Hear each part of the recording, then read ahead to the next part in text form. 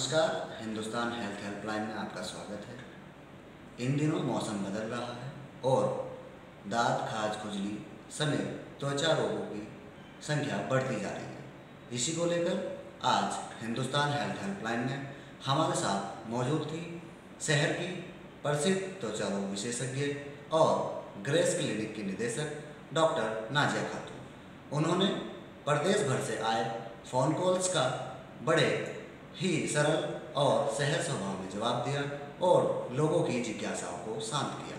हम इस वीडियो के माध्यम से आपको उनके माध्यम से बताएंगे कि किस तरह के सवाल थे और क्या जवाब उन्होंने दिए। मैडम, हिंदुस्तान हेल्पलाइन में आपका स्वागत है। आज फ़ोन कॉल्स काफ़ी संख्या में आए और आपने बड़े सरल और सहज स्वभाव में उनका जवाब दिया। काफ़ी लोग आपसे संतुष्ट नज़र आए और काफ़ी लोगों को आपने परामर्श देकर उनको कुछ दवाइयाँ भी बताए। तो हम जो कॉमन से सवाल थे उनको इस वीडियो के माध्यम से, ताकि दर्शक हमारे इस वीडियो से लाभ उठा सकें, वो बताएंगे।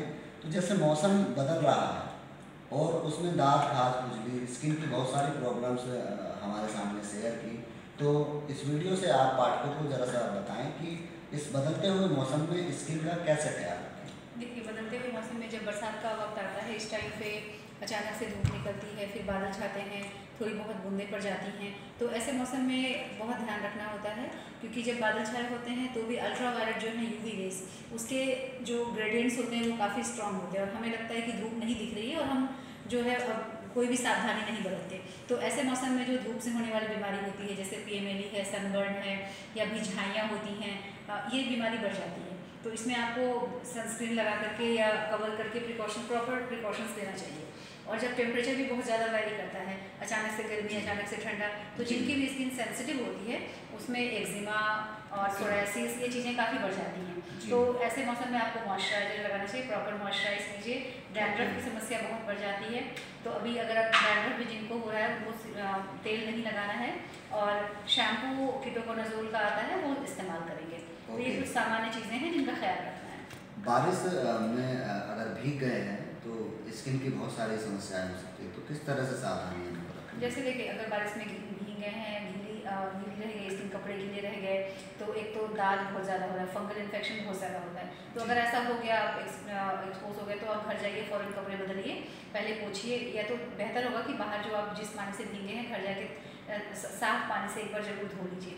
धोइए, टॉवल से अच्छे से सुखाइए और फिर एयरी कॉटन के ढीले कपड़े पहनिए और साथ साथ मॉइस्चराइज कर लीजिए। मॉइस्चराइज करना मैं इसलिए बार बार बोल रही हूँ ताकि, क्योंकि जब हम फ्रिक्शन होता है या टेम्परेचर बढ़ता है तो स्किन डैमेज हो जाती है। तो आप मॉइस्चराइज कर लेंगे तो वो जो थोड़ी बहुत डैमेज है वो रिपेयर हो जाती है। नहीं कुछ है तो आप नारियल तेल लगा लीजिए, नारियल तेल भी अच्छी चीज़ है, ये आप यूज़ कर सकते हैं। कई पाठक पूछ रहे थे कि मैंने 2 साल दवाई खा ली, 3 साल खा ली, 6 महीने दवाई खा ली, फिर आपने उनसे पूछा कि क्या कहाँ से दवाई ली, तो वो किसी मेडिकल स्टोर से या ऐसे ही कहीं नाम सुना तो वो दवाई ले ली। तो ऐसे मरीजों को आप क्या कहना चाहेंगे? हाँ, ऐसे मरीजों के लिए मेरा ये है, जैसे मान लीजिए कि जैसे मैं ये देख रही हूँ कि फंगल इन्फेक्शंस पिछले 4-5 साल में फंगल इन्फेक्शन के जो इंसिडेंट्स होते हैं वो बहुत ज़्यादा बढ़ गए हैं। पहले ये था कि अगर हम 100 मरीज देख रहे हैं तो उसमें 20 आएंगे फंगल, लेकिन अब 100 में 80 मरीज फंगल के हो जाते हैं कभी कभी। तो फंगल इन्फेक्शन है, ये चीज़ें बहुत ज़्यादा बढ़ गई हैं क्योंकि मार्केट में ऐसी दवाइयाँ बहुत अवेलेबल हो गई हैं जिनको हम कॉकटेल बोल सकते हैं। तो आप सब लोग पढ़े लिखे हैं, मोबाइल का इस्तेमाल करते हैं, सब लोग इंग्लिश पढ़ सकते हैं। तो मैं आप सबसे एक बहुत ही इंपॉर्टेंट इन्फॉर्मेशन शेयर करना चाहूँगी कि जब भी फंगल इन्फेक्शन हो या कोई भी इन्फेक्शन हो, देखिए हर बीमारी की एक दवा होती है और डॉक्टर का ये काम होता है कि हम एक दवा लिखें। जब आप जाते हैं मेडिकल स्टोर में तो मेडिकल स्टोर वाले जो आपको दवाइयाँ देंगे वो कॉम्बिनेशन ड्रग्स होते हैं, मतलब कॉकटेल है वो एक तरह का। आप उसको पढ़िए, जैसे कोई दवा है लिखी हुई, उसके ऊपर में कंपोजिशन होता है लिखा हुआ, तो एक दवा होनी चाहिए। अगर आपको वो 3-4 कॉम्बिनेशन दे रहा है, क्लोबेटासोल, नियोमाइसिन, इथायोलपेल, इस तरह से जो दवाइयाँ आजकल मार्केट में आने लगी हैं, टर्बिनाफिन, 4-5 चीज़ें होती हैं उसमें, तो आप कभी भी 4-5 चीज़ों का इस्तेमाल मत कीजिए, क्योंकि एक चीज़ तो फ़ायदा कर सकती है आपको, लेकिन बाकी जो 4 चीज़ें वो नुकसान करेगी। नुकसान इस सेंस में भी करेगी, एक तो जैसे स्किन पतली हो सकती है, स्किन पे लाइंस बन सकते हैं, और सबसे जो गंभीर समस्या है जो हम डॉक्टर्स के लिए बहुत ही चिंताजनक है, वो ये है रेजिस्टेंस। ओके। रेजिस्टेंस का मतलब होता है कि अगर आपको कोई बीमारी नहीं है, जैसे एंटीबायोटिक आपको ज़रूरत नहीं है और आपने एंटीबायोटिक ली, जी। तो आपकी जो बॉडी है वो रेजिस्टेंस उसमें उत्पन्न करती है। रेजिस्टेंस का मतलब है कि वो दवा अगर आपने खा ली और अब जब सच में वाकई आपको वो इन्फेक्शन होता है तो वो दवा जी। उस वक्त काम नहीं करेगी। ओके।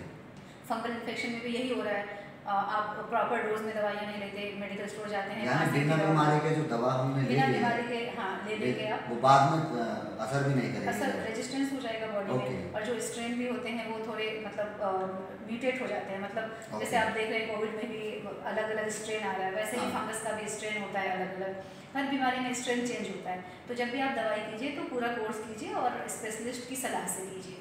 बहुत शुक्रिया, ये वाला आपने बहुत महत्वपूर्ण पॉइंट बताया कि दवाएं जो है स्पेशलिस्ट के परामर्श से ही लें। उस तरह का जो मेडिकल स्टोर से दवाई सीधे ले लेते हैं उससे नुकसान बहुत ज़्यादा, कॉम्बिनेशन नहीं लेना है। जी जी। महिलाओं के बहुत सारे क्वेश्चंस थे, झाइयाँ और पिंपल्स को लेकर के परेशान थी महिला। झाइयों से महिला परेशान होती हैं। झाइयाँ जो होती हैं जैसे देखिए झाइयाँ हार्मोनल भी हो सकती हैं, जैसे चाइल्ड बर्थ का टाइम है या फिर कोई और बीमारी है, PCOD, या कोई सिस्ट बन गया है यूट्रस में, या रिसोली है, या गांठ बन गई, तो ऐसी ऐसी जो स्थिति होती है उसमें हार्मोन्स बढ़ जाते हैं तो झाइयाँ काफ़ी हो जाती हैं। तो इसमें आपको बहुत संयम रखना होता है। आप हड़बड़ा करके कोई ट्यूब मत लगाइए उल्टी सीधी, इससे स्किन जल सकती है।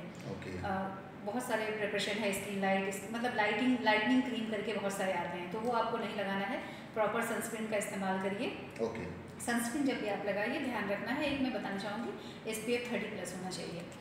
30+ लगाएंगे बेहतर होगा। सनस्क्रीन को लगाने का तरीका ये है कि 2 बार लगाइए, एटलीस्ट 2 टाइम्स। 3-4 घंटे में सनस्क्रीन रिपीट करना होता है, तो सुबह लगाइए, दोपहर लगाइए, और कहीं आप बाहर जा रही हैं तो बाहर निकलने से 20 मिनट या आधे घंटे पहले सनस्क्रीन लगाइए ताकि वो प्रॉपर काम कर सके। और गलत दवाइयाँ नहीं लगानी। लाइटनिंग क्रीम भी मार्केट में बहुत है, लेकिन आप जब भी जाती हैं, अगर आप नहीं जा पा रही हैं डॉक्टर के पास, तो जैसे कोजिक एसिड है, अल्फा अर्बेटिन है, ये सब मॉलिक्यूल्स हैं जो नुकसान नहीं करेंगे, तो ये क्रीम आप अपने से खरीद करके भी लगा सकती हैं।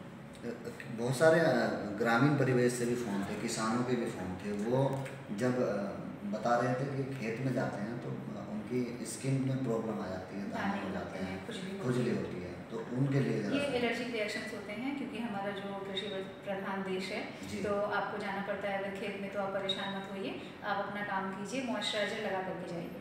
और कुछ घास होते हैं जैसे गेहूं की बालियाँ जब निकलती है, या फिर जो गाजर घास बोलते हैं, कांग्रेस ग्रास, ये बहुत ही एलर्जिक चीज़ें हैं। तो जब ऐसे स्थिति में आप जा रहे हैं, आपको पहले एलर्जी हो चुकी है, तो आप दस्ताने का इस्तेमाल कीजिए, ग्लव्स पहन करके जाइए, अपना काम कीजिए, और घर आकर के फ़ौरन हाथ धोइए और मॉइस्चराइजर लगाइए।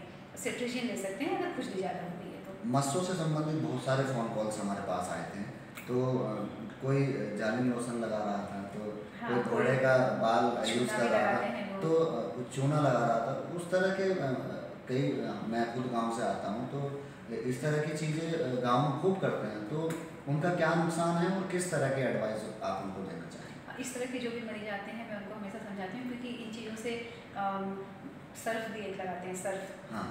तो इससे क्या होता है, ये सारे इरिटेंट है, इससे स्किन आपकी जल जाती है। तो स्किन जब जल जाएगी, जलने के बाद वो कभी कभी नेक्रोसिस होकर के वो पार्ट तो झड़ ही जाएगा, लेकिन आसपास की स्किन बहुत गंदी हो जाती है, बड़े बड़े घाव बन जाते हैं, और कभी कभी छाले फोड़े भी बन जाते हैं। तो आप इस तरह की छोटी छोटी चीज़ें मत कीजिए, क्योंकि स्किन टैग जो होते हैं, जो स्किन के आउट ग्रोथ है स्किन टैग, इससे कोई नुकसान नहीं होता है। आप डॉक्टर से मिलिए, और बहुत ही आसान इलाज है इसका, मशीन द्वारा इसको हटाया जाता है, और एक दिन में ये एक सिटिंग का काम है, मतलब सिंगल सिटिंग। आपके पास अगर 10 मस्से हैं, 20 मस्से, 30 मस्से भी हैं, तो डॉक्टर आधे घंटे 1 घंटे में उसको निकाल देंगे, और आप डे केयर टाइप से आप जाइए और आप वापस घर आ जाइए, उसमें भर्ती होने की ज़रूरत नहीं है। यानी मस्से हटाने हैं तो लेज़र वगैरह से? हाँ, लेज़र है, आगे मशीन है, इन चीज़ों से डॉक्टर वो बेहतर हटा सकते हैं, वो डिसाइड करेंगे। ओके। सफ़ेद दाग की बहुत सारी समस्याएं हमारे सामने थी। आपने बताया कि सफ़ेद दाग कोई बीमारी नहीं है, कोई कोशिकाएं आप कलर वाली बता रहे थे, मेलानिन होता है, मेलानोसाइट्स। तो और सामाजिक एक मतलब रहता है गांव में, मैंने कई बार देखा है कि वो कहते हैं कि ये फैलता नहीं है, जबकि मेडिकल साइंस में ऐसा है ही नहीं कि ये फैलता है। तो इसके लिए भी ज़रा सुझाव। सफ़ेद दाग के लिए मैं हम ज़रूर बोलना चाहूँगी, क्योंकि जो हमारे सफ़ेद दाग के मरीज़ होते हैं वो फिज़िकली या हेल्थ के हिसाब से तो बीमारी नहीं मैं इसलिए मानती हूँ क्योंकि इसमें कोई विकार नहीं है, मतलब मरीज़ को कोई परेशानी नहीं होती, खुजली निशान या कुछ नहीं होता। पेशेंट की फ़िज़िकल जो एबिलिटीज़ है उस पर कोई फ़र्क नहीं पड़ता, बस मेलानिन पिगमेंट नहीं बन पाता है और उसके फलस्वरूप सफ़ेद निशान बन जाता है। तो ये बस ये कहिए जैसे काला निशान हो गया मेलानिन ज़्यादा बनने से, वैसे ही नहीं बनने से सफ़ेद बन गया। तो इसमें जो है आप हम मिल करके ही इस चीज़ को समाज से दूर कर सकते हैं, क्योंकि ये समाज में इस तरह से फैला हुआ है कि सफ़ेद दाग है ये फैलेगा, उसको बहुत बुरी निगाह से देखते हैं, छुआछूत की एक बीमारी जैसे बनी हाँ, हुई है। छुआछूत की बीमारी और बहुत ही हे दृष्टि से उनको देखा जाता है। हाँ। तो आप ये चीज़ हम इसको सुधारेंगे। जो भी मरीज है वो पहले से ही सफ़र कर रहा है, उसको आपको समझना है कि ये बीमारी नहीं है, उनके साथ बहुत ही कंपैशनेट होकर, मतलब सहजता से उनके साथ पेश आइए, और वो कुछ दवाइयों से वो भी ठीक हो जाता है। दवाइयाँ होती हैं, कभी कभी बहुत ज़्यादा होता है तो कभी हम लोग स्किन ट्रांसफ़र भी करते हैं, पर मोटा मोटी दवाइयों से मैंने 80-90% पेशेंट को देखा है ठीक होते हुए, तो इसका इलाज है। कई लोगों के फ़ोन कॉल्स थे कि कोविड में वो सफ़र किए हैं और उनके जो बाल हैं वो झड़ने लगे हैं, तो कोविड, हाँ, कोविड में हुआ है। बिना कोविड वाले भी कुछ लोग थे, वो भी अपनी समस्या बता रहे थे, तो बाल झड़ने पर अपना एक पूरा अनुभव कैसे मानते हैं? जो मानसून का टाइम है, जैसे बाल जो झड़ते हैं, बालों का साइकिल होता है एक्चुअली, बालों का अलग अलग साइकिल होता है, ग्रोथ फेज होता है, बालों का स्टैटिक फेज और झड़ने के लिए भी एनाजन टेलोजन फेज होते हैं बालों में। तो इस फेज में मानसून के टाइम बाल जो है वो टेलोजन में ज़्यादा चले जाते हैं, तो बाल थोड़े ज़्यादा झड़ते हैं। फंगल इन्फेक्शन हो गया, मतलब डैंड्रफ हो जाता है, उससे बाल थोड़ा ज़्यादा झड़ते हैं। और कोविड के टाइम पे कुछ लोग ज़्यादा बीमार हुए, कम बीमार हुए, कुछ वायरल इन्फेक्शन है जैसे टाइफॉइड है या डेंगू है या ये कोविड है, तो ऐसी बीमारी के बाद बाल झड़ते हैं। कोई सर्जरी हो गई, स्ट्रेस का एपिसोड हो गया, तो बाल झड़ने का मतलब वो एपिसोड होता है। तो वो चीज़ें उसमें पेशेंट काफ़ी परेशान होकर के आते हैं। बाल झड़ने की समस्या बहुत कॉमन है, पर आप जैसे उसमें जनरल प्रिकॉशन के तौर पे ये ले सकते हैं कि प्रोटीन रिच डाइट लेंगे। प्रोटीन जो है वो दाल में है, सोयाबीन है, पनीर है, जो लोग नॉनवेज खाते हैं अंडा है, चिकन, फिश, ये सब ले सकते हैं। ये लीजिए, बायोटीन है, उसके प्रिपरेशंस मार्केट में अवेलेबल हैं, वो आप ले सकते हैं। और लगाने के लिए कुछ सिरप वगैरह भी आते हैं, वो कीजिए आप, लेकिन मतलब बहुत परेशान नहीं होना है। कोविड वाले जो बाल झरे हैं, क्योंकि ये टेलोजन इफ्लूवियम है, टेलोजन वाले बाल हैं, मतलब आप जब आप बीमार थे उस वक्त ब्लड सप्लाई आपके बालों को कम मिला, क्योंकि शरीर में जब आप स्ट्रेस में होते हैं ब्लड सप्लाई जो बॉडी है वो मैनेज करती है, आपके हार्ट को, लंग्स को ज़्यादा ब्लड जाता है, तो नाखून को, बाल को कम ब्लड मिलता है उस टाइम। ये इंपॉर्टेंट चीज़ है जो मैं समझाना चाहूँगी। लोग पैनिक कर रहे हैं, आप मत परेशान होइए। उस वक्त आपके जो बाल और नाखून के ब्लड सप्लाई कट ऑफ हुए हैं, उस वजह से 1.5-2 महीने बाद, 3 महीने बाद आपके बाल झड़ रहे हैं। तो अगर आप कुछ नहीं भी करेंगे तो अगले 6-7-8 महीने में बाल आ जाएंगे, और अगर आप दवाई करते हैं तो 2-3 महीने में थोड़े जल्दी आएंगे बाल। यानी घबराने की कोई ऐसी बात नहीं है, अभी बहुत ज़्यादा उस समय बीमारी थी तो आपका ब्लड जो सर्कुलेशन है वो रीडिस्ट्रीब्यूट हुआ, आपकी बॉडी ने कॉम्पनसेट किया है, ज़रूरी चीज़ों जो बहुत ही अत्यंत ज़रूरी था वहाँ पे सप्लाई ज़्यादा गया। स्किन की समस्याओं के लिए को दूर करने के लिए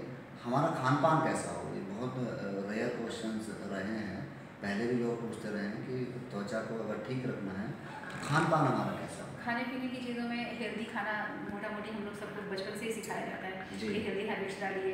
पानी खूब पीना है, घर में जैसे 2 से 3 लीटर पानी पियो, 1.5 लीटर तो इसेंशियल ही है, पानी पीना है। हरी सब्जियां हैं, कोई ऐसी एक चीज़ अच्छी नहीं होती कि आप एक चीज़ के पीछे पड़ जाओ। जिस सीज़न में जो फल हैं, जो सब्जियां हैं अवेलेबल, ग्रीन लीफी वेजिटेबल्स, आप उसको खूब खाइए। पानी वाली चीज़ें हैं, तरबूज, खरबूज गर्मी में वो खाइए। अभी आपको जो मिल रहा पपीता है, गाजर है, ये सब चीज़ें खाइए। उसके अलावा ग्लाइसेमिक इंडेक्स एक इम्पॉर्टेंट चीज़ आती है।